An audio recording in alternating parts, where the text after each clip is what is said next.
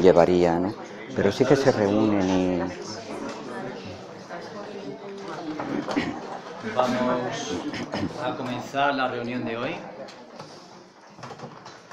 y para ello queremos agradecer que estéis aquí acompañándonos en este día en el que tenemos la presencia de un amigo de esta casa ya desde hace mucho tiempo, Mauro Barreto.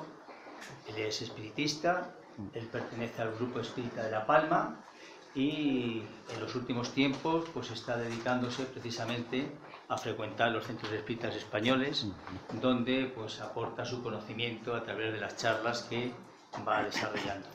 En esta tarde vamos a hablar de la obsesión, un tema tan importante que muchas de las personas que conocéis pues tienen grandes problemas, grandes obsesiones, y Mauro, que es una persona muy versada en esta serie de cosas, nos va a hablar sobre este tema. Yo creo que todos vamos a salir muy contentos y sobre todo con muchas ideas muy claras, ¿eh? No es que sea una cuestión de la pastilla, porque la pastilla únicamente nos la dan para que nos quite el dolor de cabeza, pero la obsesión es un problema muy profundo donde verdaderamente tenemos que trabajar cada uno de nosotros para erradicarla y sobre todo para apartarla de nuestras vidas, que a veces es una compañía insoportable. Mauro, muchísimas gracias de nuevo por estar aquí y la recibimos pues con un aplauso.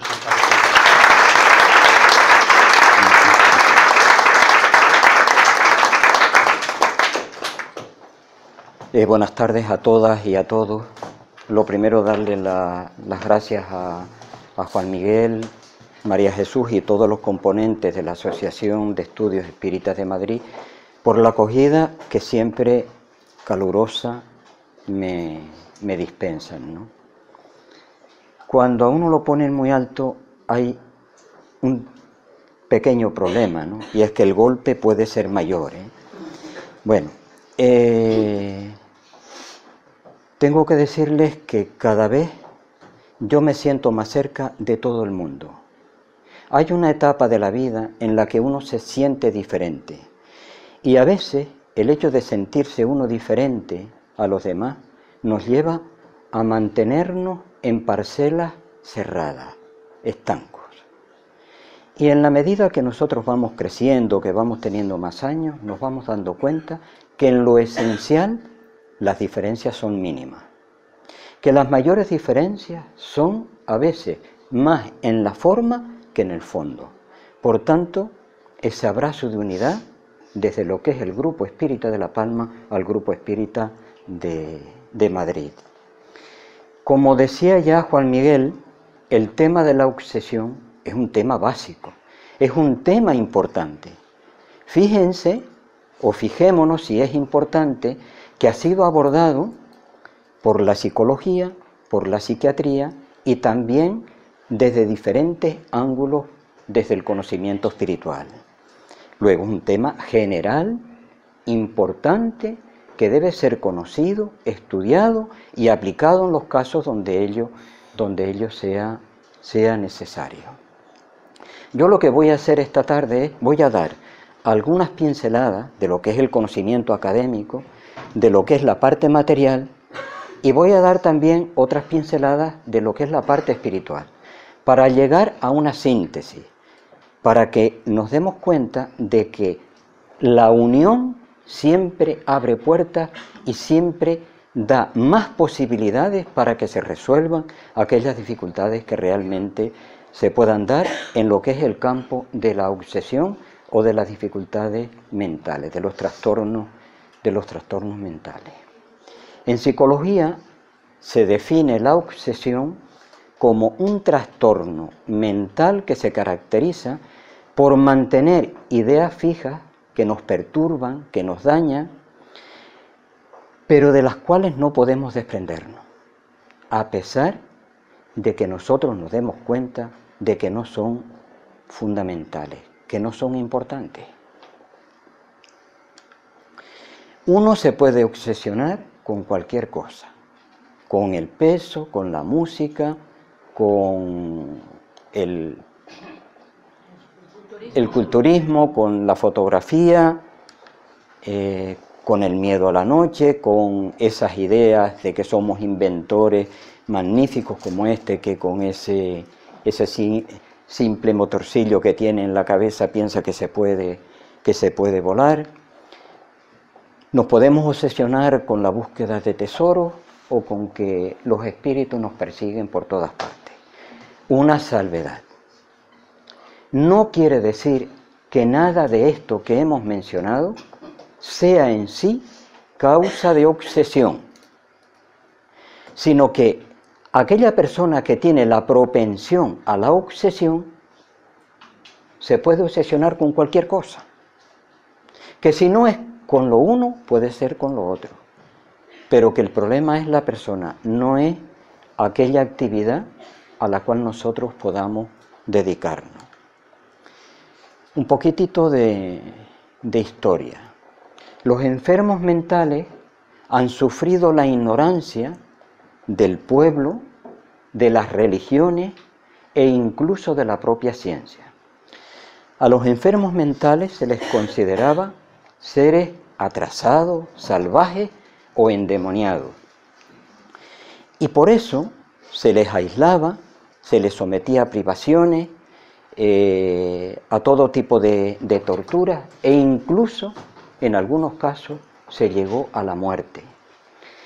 Se hacían trepanaciones con la idea de que el agujero que quedaba en el cráneo podía ser una ventana a través de la cual los espíritus se podían echar fuera o podían salir del cuerpo de la persona que tenía el trastorno mental. Un poquitito también vamos a hablar sobre la evolución de la atención de los enfermos mentales a lo largo de un tiempo, ¿no? En Grecia fueron bastante benévolos con los enfermos mentales. Se hacían templos para recluirlos, para que estuvieran allí, se les alimentaba bien, se les bañaba, se les hacía escuchar música relajante al mismo tiempo que se les daba masaje. Todo esto beneficiaba y llegaba a sanar a algunos de este tipo de enfermos. Hipócrates, que se considera el padre de la medicina clásica, o el padre de la medicina en general, porque también las medicinas alternativas como el naturismo se le considera pionero, ¿no? Hipócrates pensaba que las enfermedades tenían su origen en los humores corporales. Pero ya, por ejemplo, Galeno pensaba completamente diferente. Él pensaba que las enfermedades tenían su origen en el cerebro.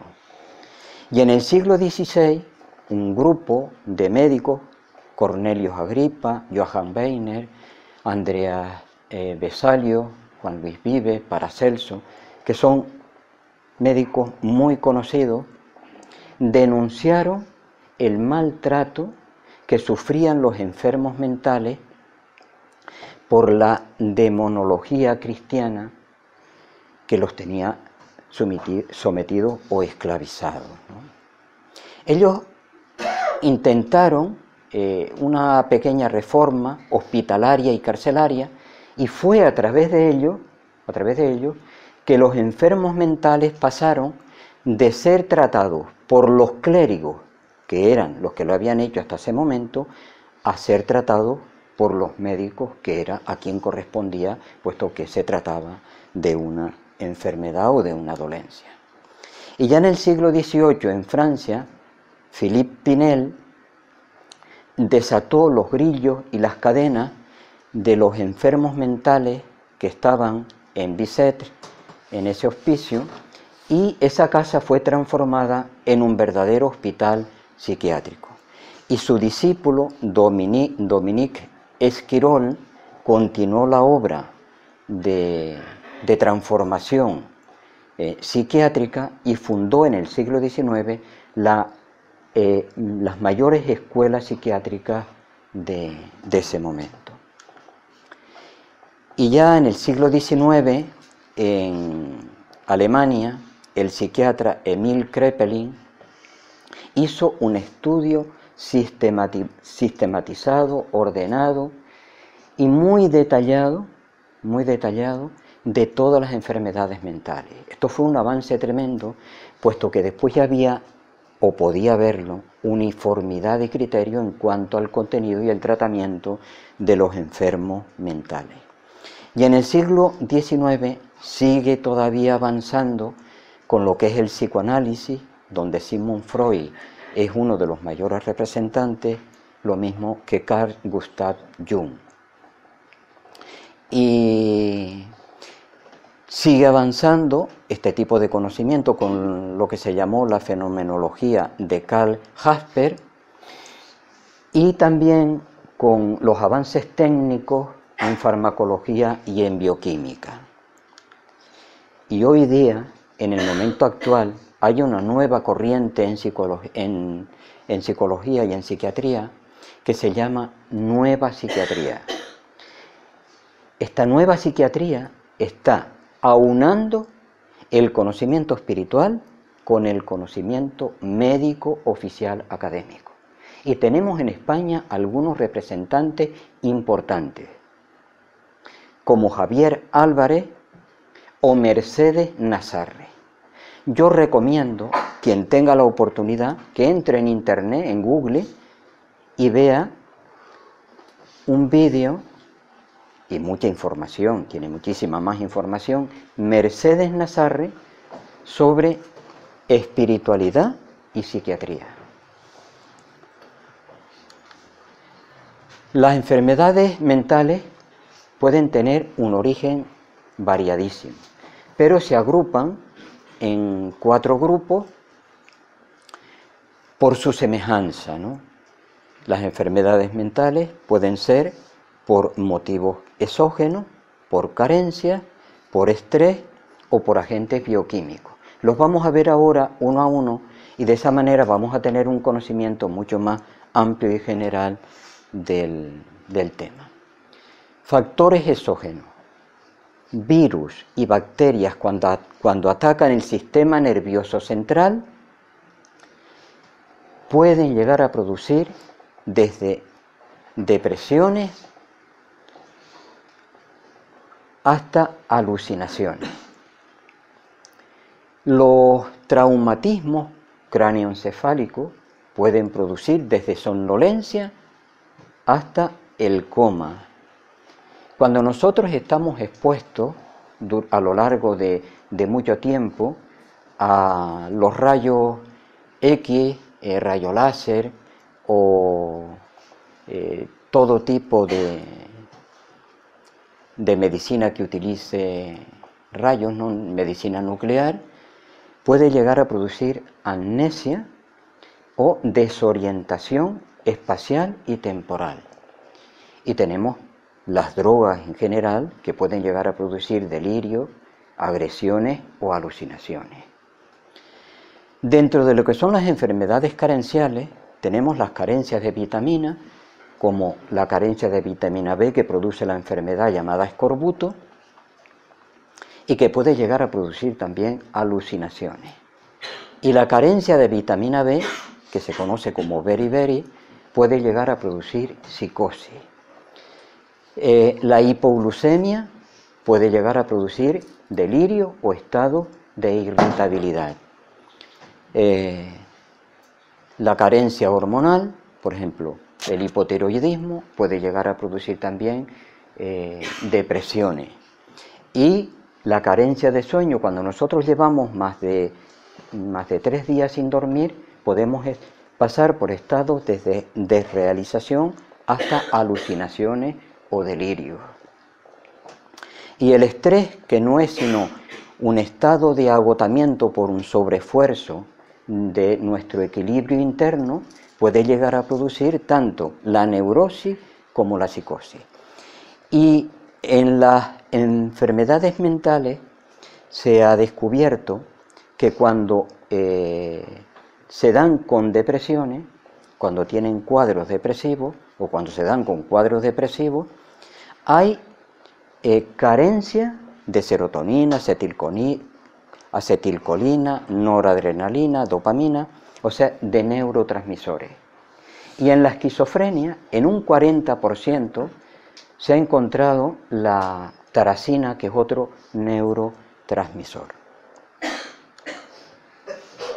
Y Una doctora brasileña, Anete Guimarães, dice que cuando ella estudiaba psicología, uno de los profesores le había dado un prontuario para clasificar a los enfermos mentales que, aunque no tuviera validez científica, siempre podía ser una ayuda momentánea, ¿no? Según este profesor, según lo que Anete Guimarães decía, ese prontuario dividía o clasificaba a los enfermos mentales en 4 grados. El grado 1, de alta gravedad, que el enfermo tenía que estar medicado y recluido en un hospital psiquiátrico. Grado 2, de alta media gravedad, necesitaba el enfermo medicación, pero no tenía que estar permanentemente en el psiquiátrico, sino que podía pasar allí ciertas temporadas. De grado 3, media a baja gravedad, donde el sujeto podía necesitar medicación temporalmente, pero ya no necesitaba del psiquiátrico o estar recluido en el psiquiátrico. Y grado 4, de baja gravedad, que el enfermo mental podía salir de la situación solamente con tratamiento psicológico.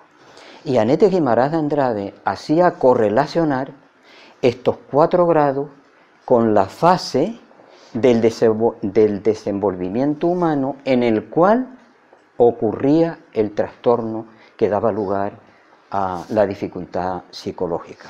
Ella decía que la alta gravedad ocurría cuando la dificultad ocurrió de 0 a 6 meses.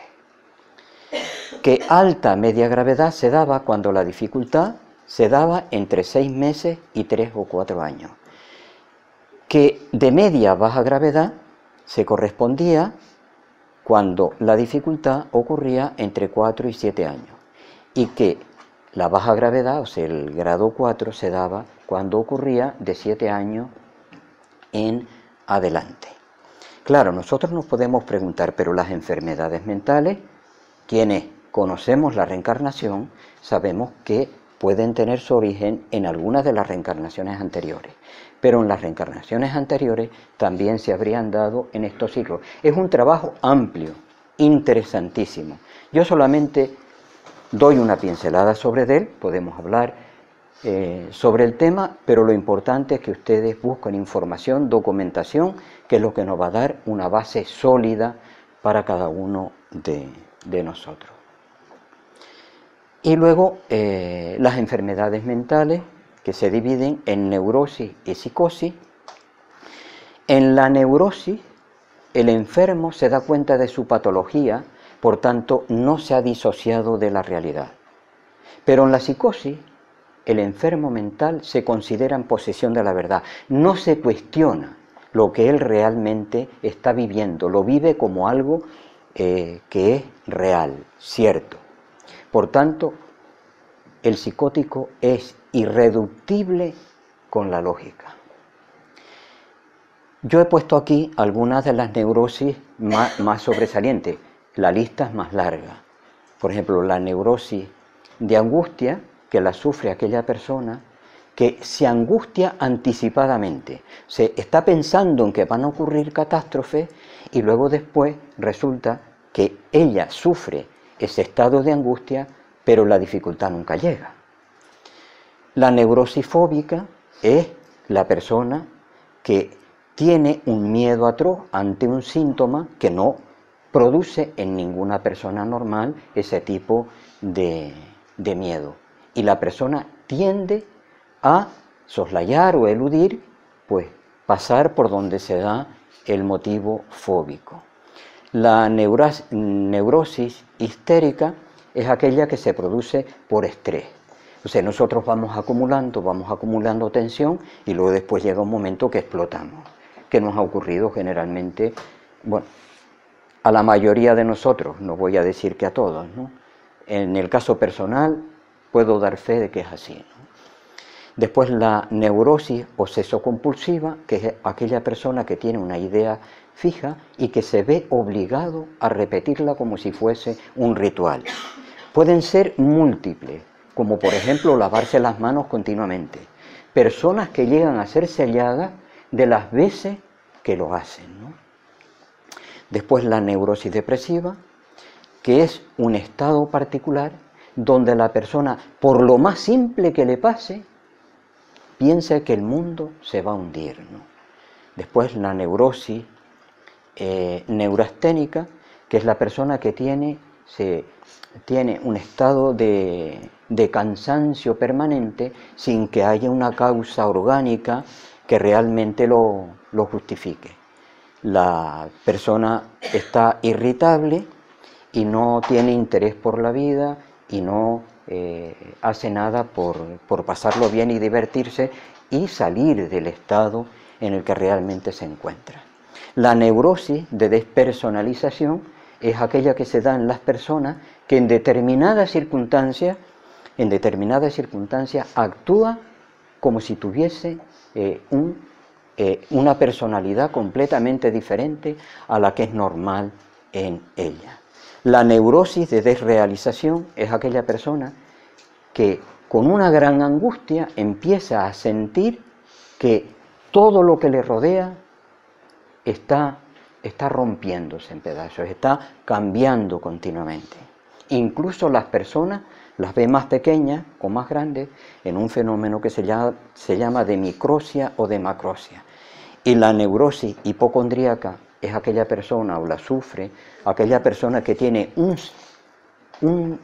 mero síntoma y piensa que tiene ya una enfermedad gravísima. O que escucha que hay una enfermedad a kilómetros y ya se está imaginando que realmente la tiene. Y la psicosis se divide en psicosis orgánica y psicosis funcionales. La psicosis orgánica es cuando hay un verdadero deterioro del cerebro, que puede ser crónico, no curable, como la demencia senil, o que puede ser agudo y por tanto curable, como un estado de fiebre o algunas otras circunstancias que una vez que pasa aquello, los delirios, ¿no? Una vez que nosotros pasamos el momento, volvemos otra vez a la realidad. Y las psicosis funcionales es cuando se dan con una verdadera ruptura de la personalidad, sin que haya tampoco una causa física que lo produzca. Y las psicosis funcionales se dividen en maníaco-depresiva y en esquizofrenia. La maníaco-depresiva es que pasa alternativamente por estos dos estadios. En la fase depresiva, la persona, por ejemplo, no tiene sueño, no come o no tiene apetito, está completamente desmotivada, no le ve sentido a la vida, tiene la tendencia al suicidio, se culpa por cosas que realmente no tiene, cosas que no ha hecho, y tiende también a la soledad y al delirio. Y en los estados maníacos, o sea, cuando está sobreactivo o sobreactivado,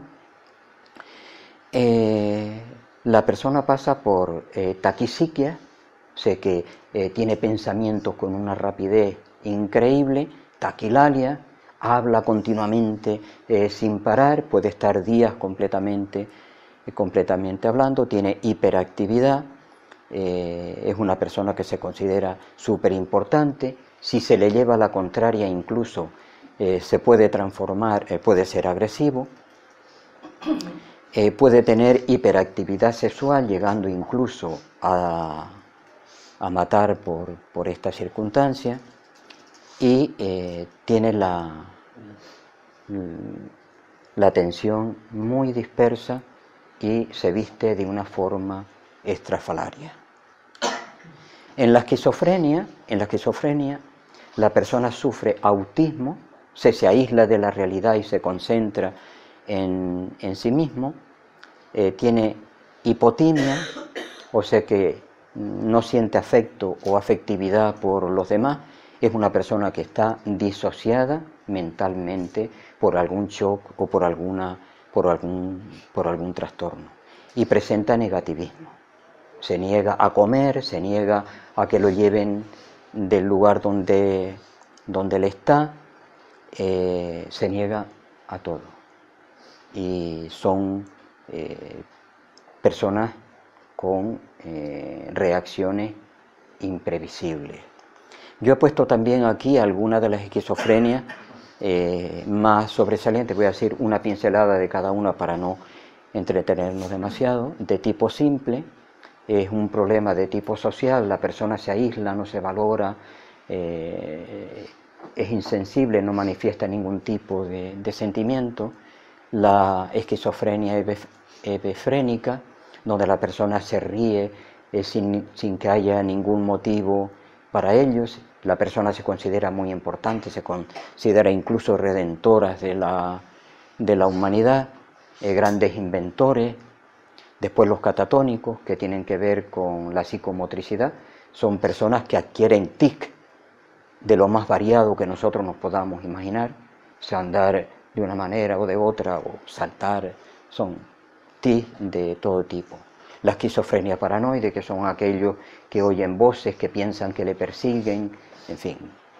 La esquizofrenia aguda, que son aquellos que tienen brotes psicóticos muy violentos, y que le pueden durar una semana o dos para después volver otra vez a la normalidad. La esquizofrenia residual, que se da en aquellas personas que ya han padecido la enfermedad, pero que como no ha sido curada del todo, pues puede remitir en algún momento. Y la esquizoafectiva tiene parte de todo lo que hemos nombrado aquí y termina también con fases depresivas y fases maníaco o maníaco-depresivas. Bien, hasta aquí una visión de lo que la psicología y la psiquiatría nos dice acerca de este tema, de las enfermedades mentales. Vamos a dar también algunas pinceladas de lo que dice el conocimiento espiritual sobre la obsesión. La obsesión es la influencia perniciosa de un espíritu sobre otro, por motivos diferentes y de las formas también más dispares que nosotros nos podamos imaginar. Siempre el obsesor trata de producir una alteración psíquica que se puede traducir en una alteración orgánica, produciendo una enfermedad. Generalmente, las obsesiones son producidas por espíritus desencarnados que están pululando alrededor de las víctimas, de los obsesados, que vibran de una manera negativa. Bien, hemos visto lo que dice el conocimiento material y hemos dado una pincelada del conocimiento espiritual. Si nosotros abarcamos el conocimiento material y el conocimiento espiritual, estamos en las mejores condiciones de poder ayudar a cualquier persona que venga con este tipo de trastorno a nosotros. Si se considera al enfermo mental solamente desde la parte material, se está viendo la mitad del problema. Si se considera que los enfermos mentales son por causas espirituales, estamos viendo solamente la mitad del problema también. Luego, aunando ambos conocimientos, nosotros tenemos una visión de conjunto y podemos completar el puzzle. Estamos en las mejores condiciones para poder ayudar a cualquier persona que venga con un trastorno de obsesión al centro en el cual nosotros trabajamos. Tengo que decirles que tuve la oportunidad de visitar al hospital psiquiátrico Américo Bairral, que está en Campinas, es una ciudad que está como a 80 kilómetros de Sao Paulo, donde allí se coordina el conocimiento psiquiátrico oficial con el conocimiento espiritual. Son tratados los enfermos de manera conjunta. Si hay trastorno orgánico, es tratado por el psiquiatra. Si hay trastorno de obsesión espiritual, es tratado por el personal espírita. Y tengo que decir que en este psiquiátrico, cuando yo lo conocí, había un 25% de más curaciones en él que en el mejor psiquiátrico de Estados Unidos. Esto es una evidencia en sí mismo que si hay un 25% de más curaciones en este hospital que en los mejores hospitales psiquiátricos que nosotros tenemos, ese 25% al menos, su curación se debe al tratamiento espiritual. Por tanto, es bueno. Ahora bien, las causas de la obsesión espiritual.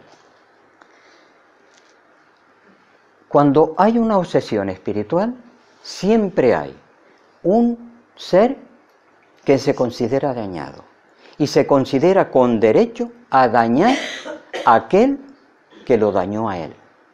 Por tanto, en la obsesión hay siempre un problema de baja moral o de falta de ética. La víctima o el obsesor abre su campo psíquico y fluídico por el que penetra el obsesor en su campo mental.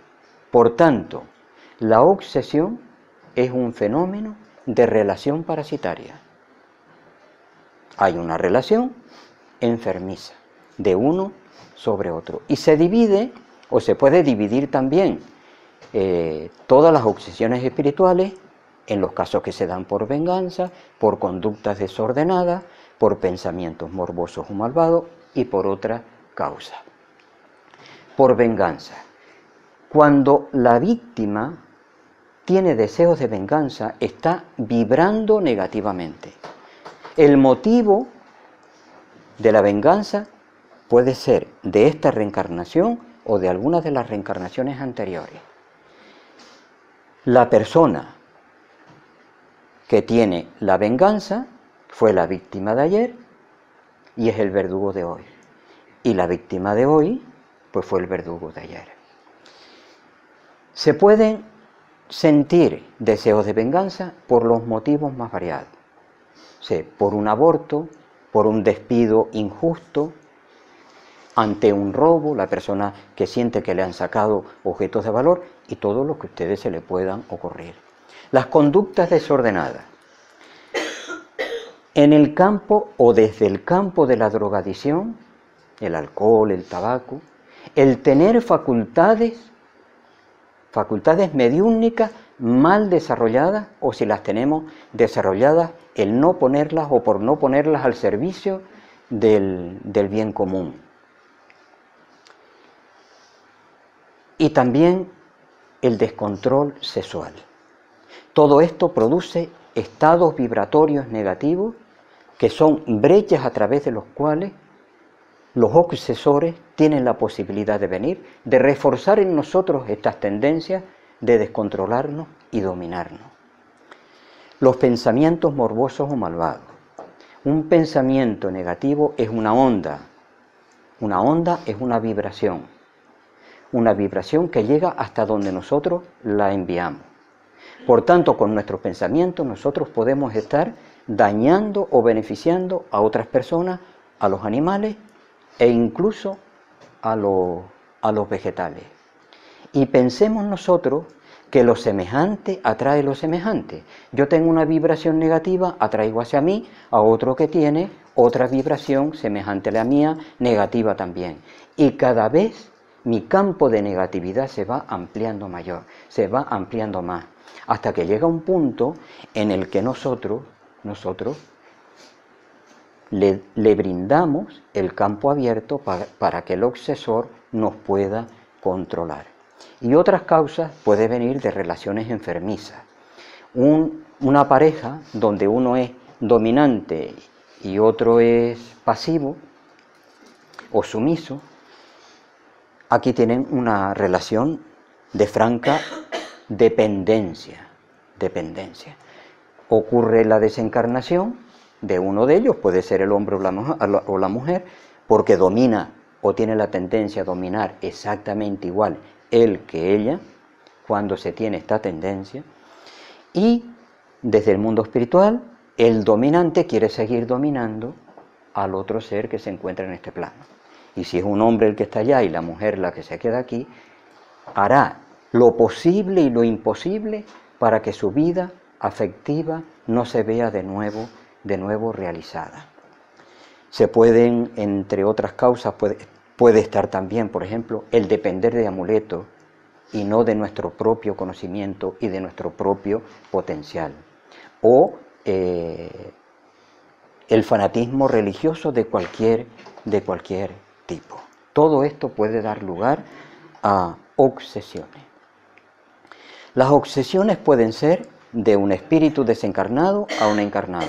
Lo hemos visto en los ejemplos anteriores. Y puede ser también de un encarnado hacia un desencarnado.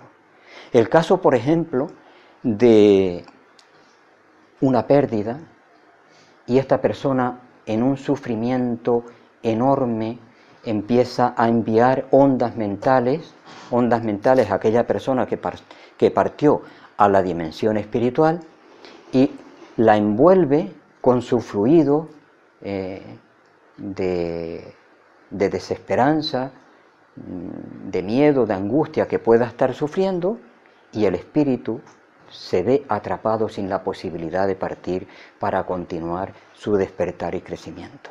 Así que tenemos que evitar todo esto. Aquí en la Tierra ya comentamos anteriormente cómo puede haber una relación enfermiza entre dos personas vivas. Es una relación de dependencia entre dos seres. Pues cuando nosotros llegamos a la dimensión espiritual, seguimos siendo lo mismo que somos aquí. Seguimos teniendo las mismas tendencias, las mismas ideas, los mismos sentimientos que tenemos aquí. De hecho, cuando no pasamos de un cierto nivel, incluso ni nos damos cuenta de que estamos desencarnados. Por tanto, si aquí, en el plano material, nos consideramos con derecho de dominio sobre otro, cuando estamos en la dimensión espiritual, seguimos sintiendo el mismo deseo y seguimos haciendo las mismas cosas. Por tanto, la obsesión puede ser entre encarnados y la obsesión se puede dar entre desencarnados. Y podemos también provocarnos autoobsesión. Cuando nosotros nos mantenemos en una idea fija permanentemente, que nos produce angustias, depresiones, que nos lleva a estados de complejo, nosotros nos estamos haciendo daño a nosotros mismos.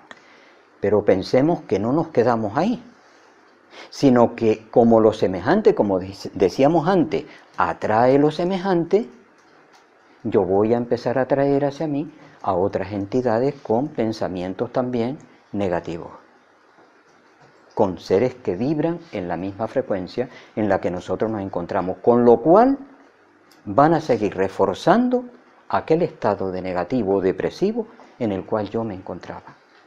Por tanto, cuando con el conocimiento espiritual nos encontramos ante una situación semejante, no tenemos que luchar contra ella. Sencillamente sacar ese pensamiento negativo y poner en su lugar otro que sea de naturaleza opuesta.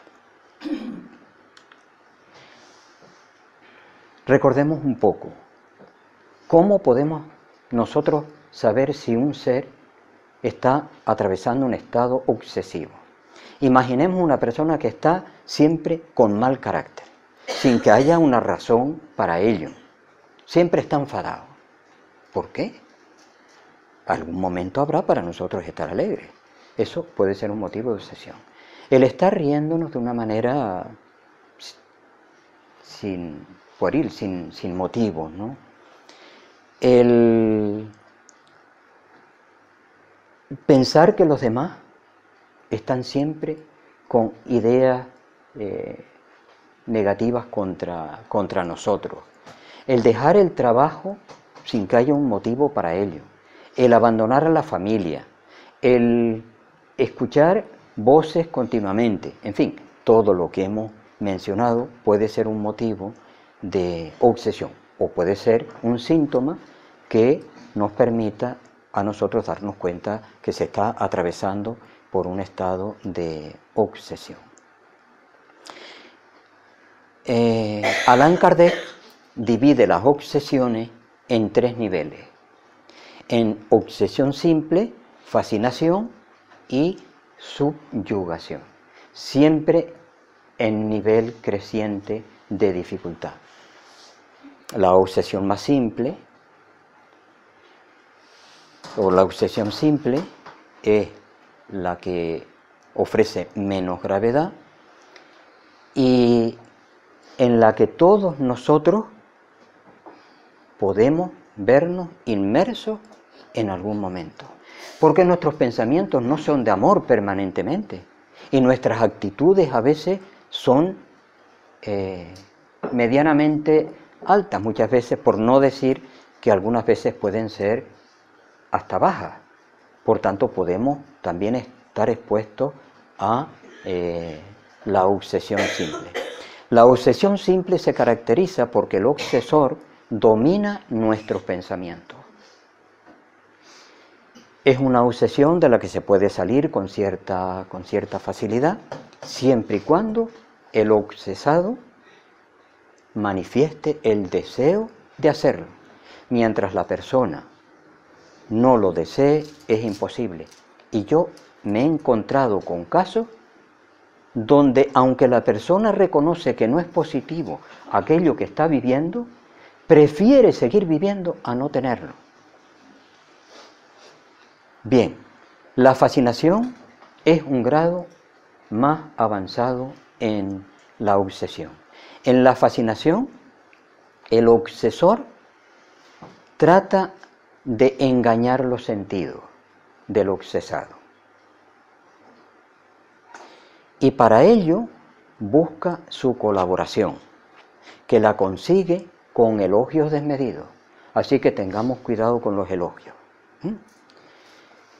Y procura también alejar a la persona, al obsesado, de aquellos otros seres o aquellas otras personas que le pueden dar orientaciones para que se dé cuenta de la dificultad por la que está pasando este ser. De esa manera, el obsesor pues va teniendo un dominio psíquico hasta que finalmente controla toda su voluntad, llevando al sujeto a estados tanto depresivos como estados de euforia. Y la subyugación es el nivel más dramático de la obsesión. Nos dice Allan Kardec que la subyugación, o en la subyugación, el obsesor domina psicológica y físicamente por completo al obsesado. Es lo que en las religiones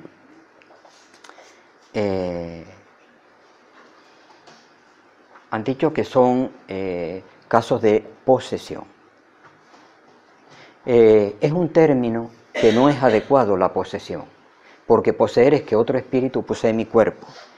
El cuerpo de cada uno de nosotros tiene el nivel vibratorio justo y adecuado para servir como vehículo o como traje a nuestro espíritu, pero no a otro, porque todos somos únicos, todos tenemos un nivel vibratorio único. Por tanto, no es que un espíritu esté dentro de nosotros, en el caso de la subyugación, sino que es que el espíritu nos domina psicológica o domina nuestra voluntad psicológica y físicamente, nuestro cuerpo físico, llevándonos a ser lo más absurdo que nosotros nos podamos imaginar. Dice Allan Kardec que podemos llegar a absurdos en la subyugación tan ridículos como una persona anciana que se ponía de rodillas delante de una chica para pedirle la mano en matrimonio. Repito, diferentes formas para clasificar también una misma dificultad, siempre en grado creciente. Y ahora ya la última parte que vamos a tratar es qué hacer con un enfermo obsesivo. Hemos dado unas pinceladas de lo que es el conocimiento material y de lo que es el conocimiento espiritual. Por tanto, cuando llegue a nuestro centro un enfermo que nosotros pensemos que puede tener obsesión, lo primero que tenemos que hacer es enviarlo a un psicólogo o psiquiatra para que haga un análisis para saber si hay alguna causa física que pueda estar produciendo el fenómeno. En segundo lugar, hay que hacer una entrevista a fondo a la persona que tiene la obsesión para conocer de primera mano las dificultades por las cuales está pasando y dejar constancia escrita de ello. Luego, después de que se haya hecho esto, tenemos que centrarnos en lo que es el estudio, la renovación y la transformación, que tiene que ir en dos direcciones: en la dirección del obsesor y en la dirección del obsesado.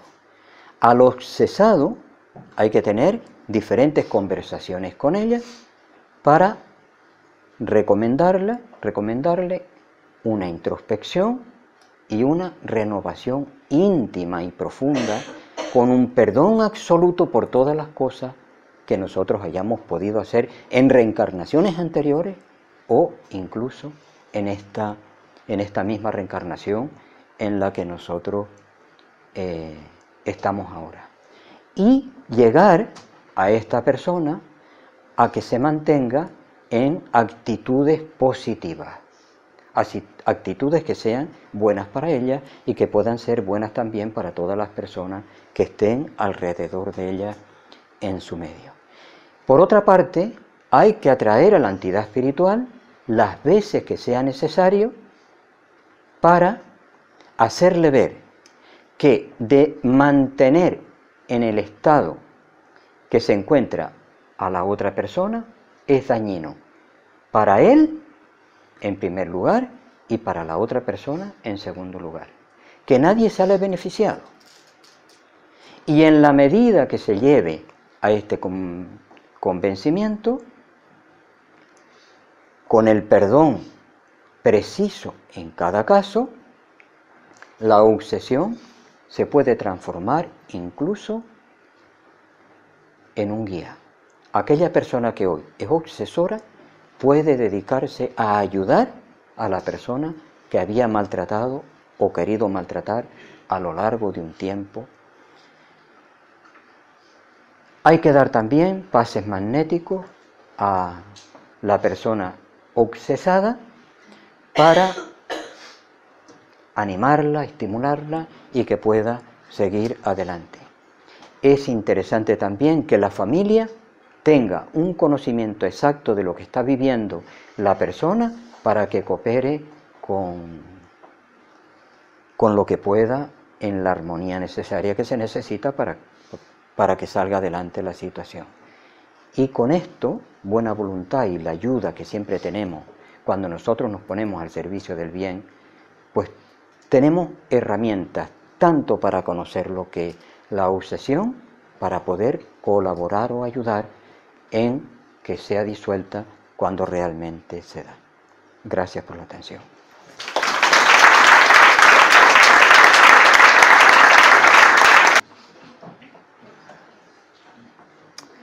Lo fácil es exponer, lo difícil es actuar, ¿no? Pero sin conocimiento el actuar es imposible, así que es siempre un beneficio. Sí, existen las obsesiones positivas, porque a veces oímos a otros seres humanos que usan ese término, por ejemplo, para describir su vida. Dice, de pequeño estuve obsesionado con la salud y ahora soy un buen doctor. Desde mi punto de vista, la palabra obsesión, si tenemos en cuenta la definición que espiritualmente se da de ella, no sería objetiva. Por tanto, yo no la utilizaría. Está mal usada. Lo que pasa es que la ley tiene siempre 1000 recursos para que nosotros tomemos la dirección correcta y adecuada. Y a veces un simple tropiezo es lo adecuado para me doy cuenta que allí había pues un simple escalón, ¿no? Creo que no hay más justificación para lo dicho, porque si la obsesión es la influencia perniciosa de un espíritu, no cabe el término obsesión. En este caso sería un benefactor que orienta y dirige a la persona a aquello que después le puede llevar a hacer un gran bien, como es tener una vida dedicada a ayudar a sanar a los demás. A ver, no. Es que estaba esperando que fuera la primera. En primer lugar, yo quiero felicitarle por la conferencia que nos ha dado. Ha sido muy exhaustiva. Aunque son pinceladas, como usted muy bien ha dicho, pero en cierto modo ha abarcado todo el campo. Sí, sí. Vamos a ver, cuando hablaba de las neurosis, Sí, sí. bueno, la ciencia médica definía la neurosis como que el individuo no tenía suficiente mecanismos de reacción como para hacer frente a los problemas que se le plantean. Ahora, ¿por qué razón un individuo no tiene suficientes medios de reacción como para afrontar? Pues, hombre, puede ser por un motivo de debilidad nerviosa. ¿Y por qué? ¿Y por qué se produce esto? Como usted muy bien decía anteriormente, Sí, sí, sí. es porque puede haber un trastorno hormonal, puede haber otro tipo de cosas. En definitiva, bucear en el psiquismo humano es muy complicado. Sí, sí. Pero yo tengo que darle la razón. No le hago preguntas, simplemente le doy la razón porque efectivamente el psiquiatra que se dedica a tratar la obsesión y olvida o no conoce la vida espiritual, no va a acertar. Sabemos que las depresiones, hablaba de los neurotransmisores, Sí, sí, sí. que faltan, bueno, a través de la analítica, se ve que el individuo tiene falta de esos neurotransmisores y se limitan a aplicar esos neurotransmisores al individuo. Bueno, pues está demostrado, por lo menos por mi parte, que yo ya he tenido en la familia, afortunadamente yo no. Sí, sí, sí. En la familia sí lo he tenido. No sirven más que para estropear el organismo y desequilibrar, porque los neurotransmisores no están aplicados en la medida que debieran. Sí, sí, sí. Nada más. Bueno, más que una pregunta, es el complemento a lo que realmente ya se había dicho, ¿no? Pero que te agradezco enormemente, incluso con el ejemplo cercano que nos terminas de dar, que es así. Debe de quedar claro a quienes tenemos conocimientos espirituales que cuanto más conocimiento tengamos de un tema, las posibilidades de ayuda se multiplican. Eso está claro. Y otra cosa que queda clara es que no debemos de incursionar en aquellos temas de los cuales no tenemos conocimiento. Hay que ser sencillo y decir, yo de este tema no sé, que no vamos a quedar mal. Al contrario, quedamos bien en cuanto que se ve nuestra honestidad. Y luego después, yo considero que el ser humano no pasa por nada que no tenga en sí mismo los recursos para poderlo solucionar. Porque yo admito que toda la naturaleza coopera en todos los sentidos para que nosotros crezcamos. Lo que en mi modesta visión a veces nos endurecemos hasta tal punto que necesitamos de una sacudida fuerte para que despertemos. Y estos son aquellos casos que tocamos fondo de dificultades, pues de enfermedad mental o puede ser otro tipo de dolencia. Y cuando tocamos fondo decimos, oye, aquí estoy yo, ¿puedo salir por mí mismo? Recuerdo el caso, por ejemplo, de un psiquiatra norteamericano, David R. Hawking, que recomiendo sus libros. Dejar ir. Es un libro magnífico. El poder frente a la fuerza, otro libro. Bueno, Hawking en este libro habla, por ejemplo, de cómo él tenía una cantidad de enfermedades, siendo psiquiatra, y todo el conocimiento médico que sabía realmente, pues, el resto de medicamentos que tenía que tomar, llegó un momento que dijo, fuera medicamentos. En mí están todas las posibilidades para poderme curar. Y llegó a la conclusión siguiente. Muchas de las pandemias que se dan, los culpables no son los virus y las bacterias, sino los medios de información o desinformación. Que es suficiente con que nos digan que hay un virus por ahí que está matando a la gente para que nosotros tengamos miedo y el propio miedo nos mate. Y él dijo, yo tenía una úlcera, yo tenía así hasta 7 dolencias. Y con la autovisualización, un psiquiatra, y la convicción de que nuestro cuerpo, de la misma manera que nos enferma, debe de tener la misma potencialidad para sanarnos, que había quedado completamente curado. Por tanto, tenemos que ratificar tus palabras en el que las dolencias están ahí para avisarnos, a veces para empujarnos y para reforzarnos, para que vayamos a un sitio o vayamos a otro, pero siempre esas dificultades que tenemos están ahí para que nosotros podamos crecer con ellas. Así que tenemos que empezar por dar gracias por todo lo que nos pasa, aunque sea doloroso en el momento que lo vivimos. Ya después nos daremos cuenta de los beneficios que trae para nosotros.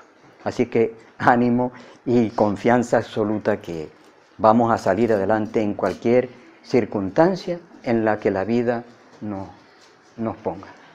No con varas mágicas y con medicamentos, que muchos medicamentos se están sacando del mercado porque se ve que tienen contraindicaciones y las contraindicaciones son tan graves que realmente es peor el remedio que la enfermedad. Sin embargo, todo aquello que nosotros logremos fortaleciendo nuestra voluntad, eso lo vamos a llevar con nosotros donde quiera que vayamos.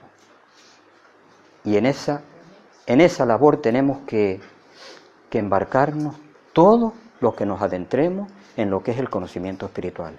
Porque el conocimiento espiritual viene a ayudarnos a que cada uno nos conozcamos más a nosotros mismos.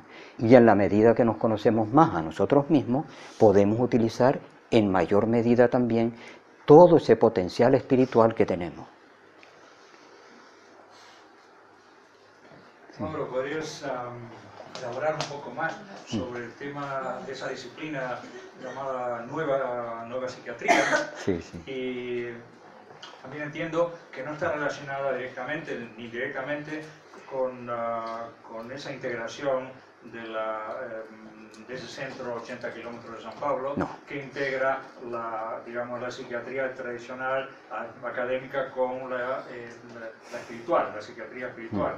O sea, no tiene nada que ver una cosa con la otra. En ¿verdad? absoluto. Nada. Mire, nada. Pero bueno, me gustaría saber más. Sí. Vale. Bueno, yo, con respecto, me parece la pregunta muy acertada, ¿no? El conocimiento se va dando por el descontento. Yo soy médico y en la medicina me forman, igual que los que damos clase, que nos dicen que hay que enseñar así, o que hay que dar este medicamento para esto y el otro para lo otro y tal. Son protocolos, al fin y al cabo. Pero los aplicamos y vemos que no dan resultado. Y uno se empieza a cuestionar porque es humano irracional. Y como uno es racional, uno dice, oye, pues si yo aplico esto y no me funciona, lo más lógico, lo más adecuado será que yo pruebe con una cosa diferente. Y ese descontento, el ver que no da resultado aquello que realmente hacíamos, nos va llevando a probar cosas nuevas. ¿Recuerdan ustedes el caso de Brian Bay? Sí. Ese psiquiatra norteamericano que tenía un hijo, o tuvieron un hijo, la pareja tuvo un hijo, empieza a tener problemas psicológicos a los 12 años. Él un profesor de universidad empieza a aplicar pues los diferentes tratamientos correctivos para hacer que la persona, que su hijo, volviera otra vez a la normalidad. No fue posible. Y este profesor dijo, bueno, pues si esto no funciona, vamos a probar con otras cosas alternativas. Y probó con la regresión a vivencias anteriores. Y reconoció que el problema que estaba viviendo en aquel momento, el hijo, había tenido lugar cuando estaba en el útero materno, que era un matrimonio joven, que no querían tener hijos, y habían pensado abortarlo. Y él, como feto, recibió esa vibración o esa impresión, y estaba manifestando aquel malestar que guardó durante tanto tiempo por las vibraciones negativas que sus padres le enviaron. Y Brian Bay ha reflejado con honestidad todo lo que ha ido encontrando en sus diferentes libros. Así cambiamos todo. Primero pensamos que tenemos la verdad absoluta, que esto ya está hecho. Y lo cierto es que cuando pensamos que tenemos la verdad absoluta, estamos muertos. Es como decía Carmelo Vizcarra, que nos moríamos a los 40 y nos enterraban a los 80. Pues así andamos muertos a veces por ahí. Pero así vamos nosotros modificando. La presión, ¿no? Hay una presión tremenda, por ejemplo, en la enseñanza, los chicos se portan mal y tal. ¿Qué están diciendo? Es un grito vivo de que la enseñanza que estamos dando no sirve. Puede estar un alumno, un niño, por ejemplo, de 13, 14, 15 años, 16, ya de esa edad hacia arriba ya hay más conciencia de lo que se hace y se puede, ¿no? Pero 5 horas seguidas, ahí uno detrás de otro, echándole un rollo, que además nos exigen que lo memoricemos, que lo tenemos en cuenta. Los primeros 10 o 15 minutos atendemos y luego después hacemos un esfuerzo para no dormirnos. Así de sencillo, esa es la realidad que vivimos. El mundo está necesitado de una transformación íntima. Y quienes vamos teniendo ideas renovadoras, tenemos que exponerlas sin miedo, porque hoy soy yo, después eres tú, después es el otro, y así vamos cambiando, nos vamos ayudando. En la medida que yo cambio, ayudo a que cambie también la sociedad. No hay una gran solución. Y Mercedes Nazarre lo está haciendo ahora. Claro que será un caso casi único. Digo casi único, no, seguro que no, que hay varios. Yo conozco hasta 3 psiquiatras que ya admiten que hay o que debe haber otro tipo de tratamiento psicológico. Mercedes Nazarre lo dice abiertamente. Por eso les recomiendo que vean la conferencia Espiritualidad y Psiquiatría. Véanla, no pierden el tiempo. Ella dice que el conocimiento es uno, que no hay 2 conocimientos, que el conocimiento es uno, que tenemos que tener ideas trascendentes y que hablar de materialidad y espiritualidad es hablar de lo mismo, todo es unidad, no hay diferencia, solo se estudia por grado. Es un caso, pero será el ejemplo para que el siguiente tenga la posibilidad también de decir, bueno, pues mis enfermos no se curan, vamos a probar con lo que aquella... Y siempre nos suelen poner el calificativo al principio. Nos dan el título, loco. Y gracias a unos pocos de locos es que podemos o hemos podido evolucionar. Y Mercedes Nazarre y sus colegas, Sí. ¿cómo están considerados por el gremio de la psiquiatría en España? Pues depende. Son Mira, es una pregunta que no puedo responder, pues yo no podría responder ni por el gremio ni individualmente por las personas. Pero te voy a responder como yo me imagino que responderían en general, ¿no? A unos ni les iría ni les vendría. dirían, bueno, esa es una que está ahí y que tal vez está hasta media perdida, ¿no? O media loca. Y vamos a dejarla, ¿no? Otros pensarán que está equivocada totalmente, que aquí lo válido, lo importante es lo que aprendimos en la universidad y no nos damos cuenta que la universidad no es sino un proceso de maduración y que lo importante es luego después mi actitud frente a la vida. Allí es donde yo voy a demostrarme y a demostrar si tengo o no los conocimientos. Y habrá otros que dirán, oye, pues yo voy a ver cómo le funciona a esta mujer el tema, se va a interesar, va a buscar y posiblemente le va a ayudar. Así funcionamos, así funcionamos. A veces, el ser humano, el orgullo, nos lleva a reconocer que estamos equivocados, pero el miedo a que nos descalifiquen nos hace mantener esa postura equivocada a lo largo del tiempo. Absurdo total. Pero la sociedad en la que vivimos está llena de absurdos y el conocimiento espiritual nos da criterio para cada vez ser más nosotros mismos. Con humildad, porque no podemos transformar el mundo, pero sí podemos dar una visión nueva, espiritual, de lo que es nuestra verdadera esencia, que en nuestros hechos se puede realmente evidenciar. ¿Tú crees que el conocimiento espiritual aleja el sentimiento de lo absurdo de la existencia de la vida? Debería en principio. Y cuando no lo hacemos, es que no lo hemos asumido en su plenitud, sin lugar a dudas. Pero cuando tú tienes conocimiento, la posibilidad de profundizar en algo, los ojos nuestros no ven la realidad. La realidad se ve con el entendimiento. En la medida que yo tengo más conocimiento, las posibilidades se multiplican. Luego, que las aplique o no, ya es un problema de cada uno de nosotros. Pero las posibilidades, sí te aseguro que están ahí.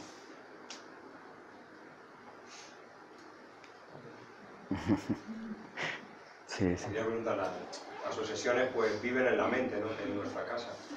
Pero, por ejemplo, si tienes una experiencia con un compañero de trabajo, un jefe que ha sido muy negativa, un compañero te trata mal o un jefe te acosa, ¿puede un obsesor aprovecharse de esa circunstancia para meter cizaña? Bueno, la pregunta podría ser casi una conferencia, pero la respuesta es poder puede, pero voy a hacer una aclaración porque me parece pertinente. Nosotros tenemos como unos 65.000 pensamientos a lo largo del día. Esos 65.000 pensamientos a lo largo del día son diferentes ondas mentales, vibraciones. Cada una con su longitud y su amplitud, con su frecuencia. Vamos a imaginar solamente 3 para hacerlo más sencillo. Yo tengo una vibración, ayer puse el ejemplo, por tanto voy a poner el mismo porque me acuerdo en otra conferencia que dábamos. Yo tengo la vibración 2. Ahora, yo tengo después la vibración 9. Después más adelante tengo la vibración 5. 2 y 9, 11 y 5, 16. 16 lo divido entre 3 y me da 5,3. Pues yo atraigo no como 2 o como 9 o como 5. Yo atraigo como 5,3. Atraemos no por los pensamientos aislados que tenemos, atraemos por lo que somos.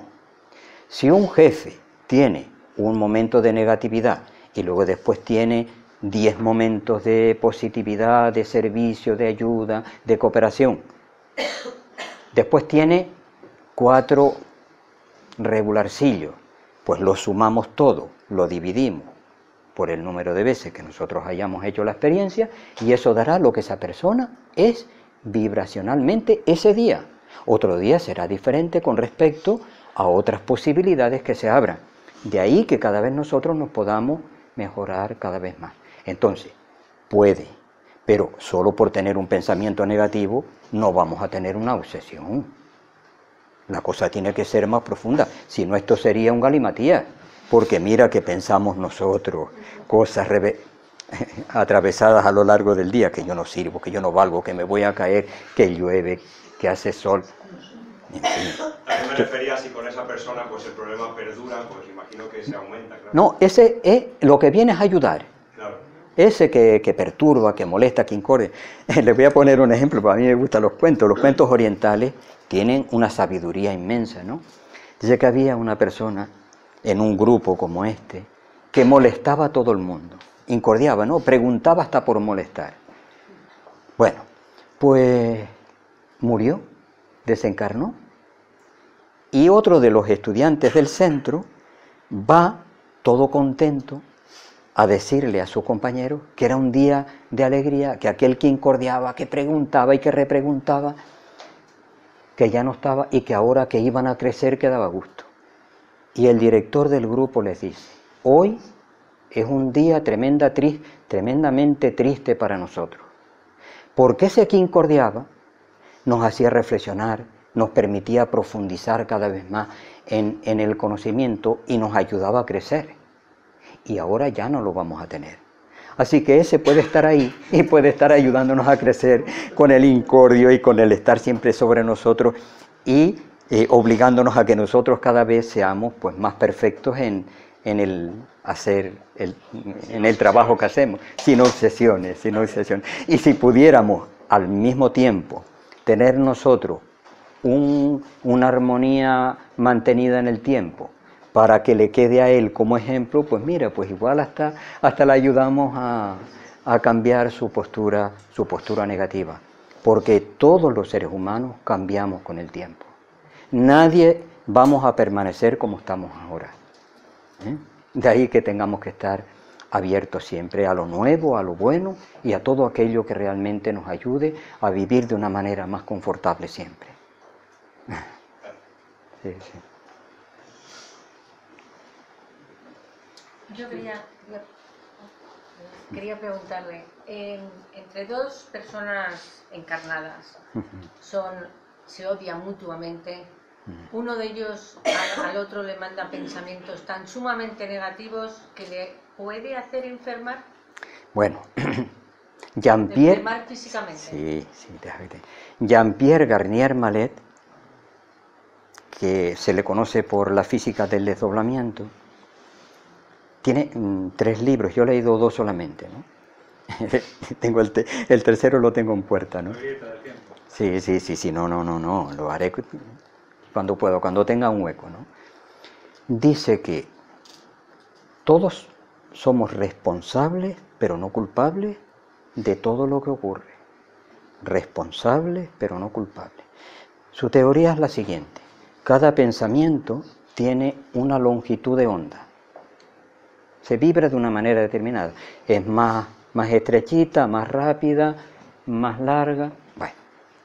Y que cada onda va a un universo que se encuentra en ese mismo nivel vibratorio. Por tanto, yo tengo un pensamiento negativo y va a ese plano.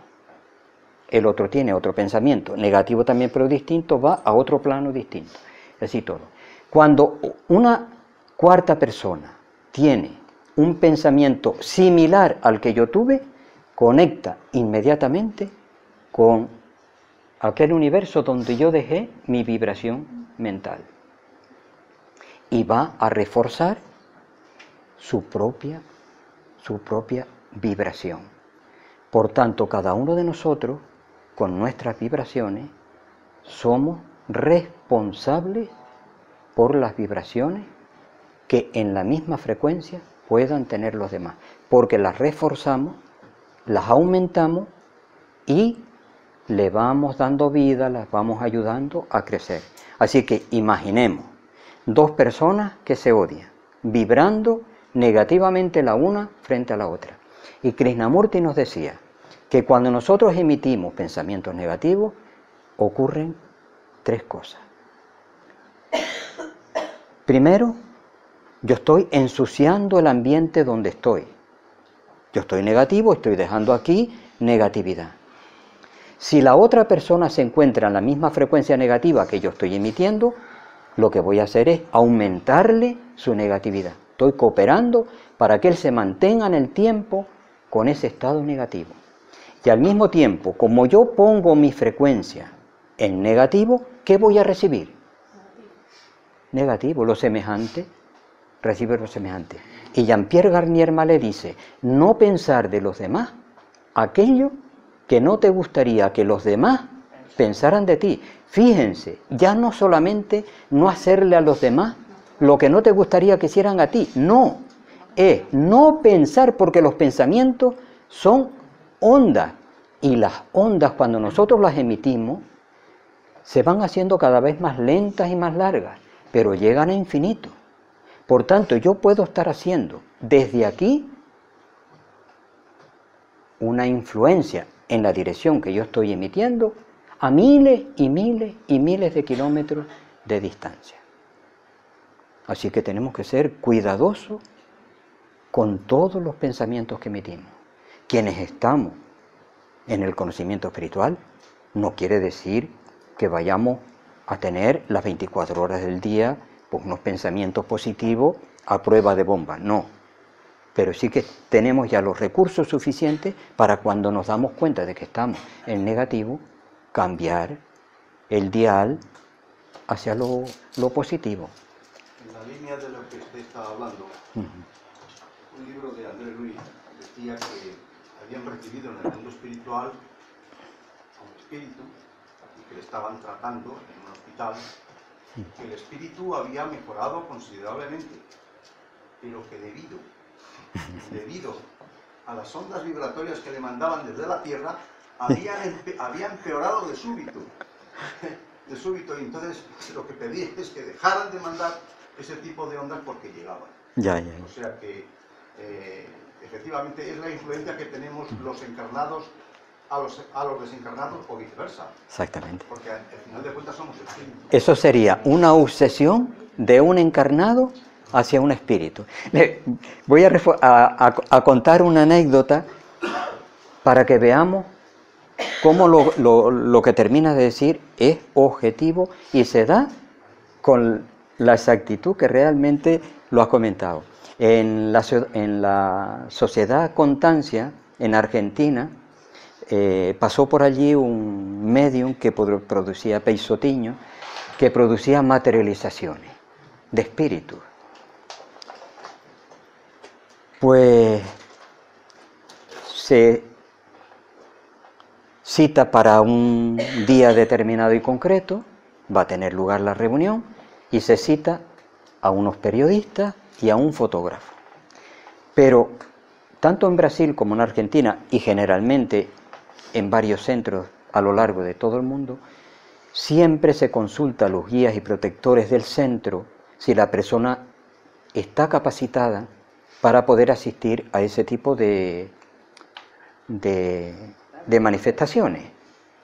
Y los espíritus dicen si puede o no puede.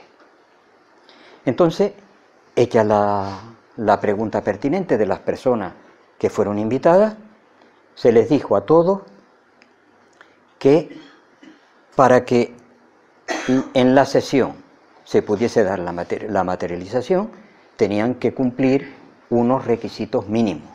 No comer carne, no beber vino, no utilizar otro tipo de droga, porque según los espíritus, esto deja manchas a nivel áurico que los espíritus tendrían que tener un trabajo extra de limpieza para que la materialización la materialización del espíritu se pueda dar. Bueno, pues resulta que el fotógrafo había comido carne, había fumado y había tenido su vida pues completamente normal, ¿no? Empieza la sesión y no se puede dar la materialización.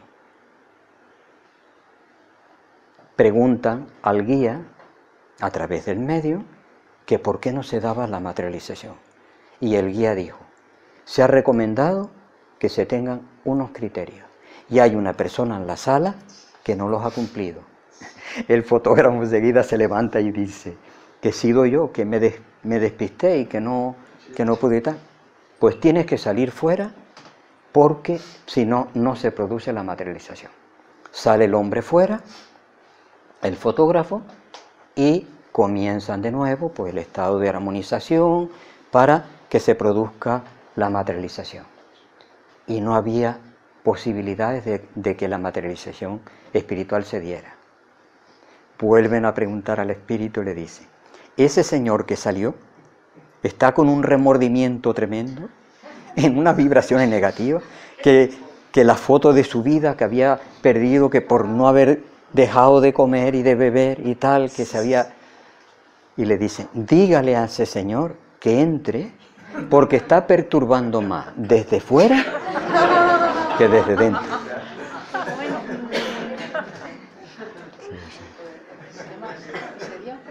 ¿Perdón? Y se dio la materialización. Y se dio la materialización. ¿E hizo su foto? De hecho, hay fotos en internet sobre este tipo de materializaciones. Antonio Alves Feitosa, por ejemplo, tiene también muchas. Fue a un medium que tuve la oportunidad de conocer personalmente. Hay cosas, hay fotografías, sí. Sí.